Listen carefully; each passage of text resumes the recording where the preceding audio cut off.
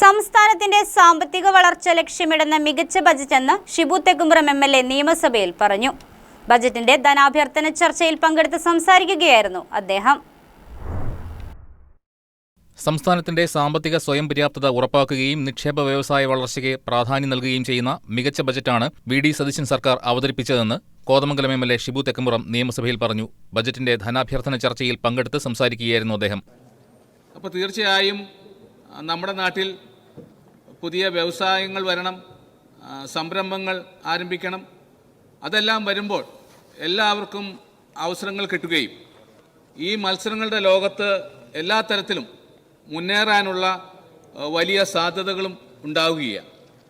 കേരളത്തിൻ്റെ വിഭവശേഷിയും മികവും സാധ്യതകളും പരമാവധി പ്രയോജനപ്പെടുത്താനുള്ള മേഖലകൾ സർക്കാർ കണ്ടെത്തിയിരിക്കുന്നു.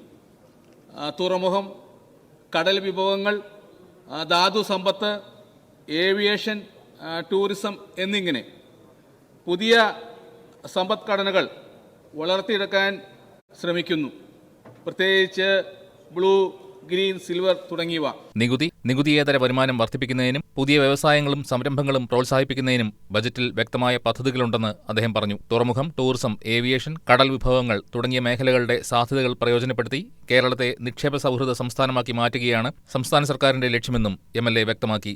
News desk, KCB news.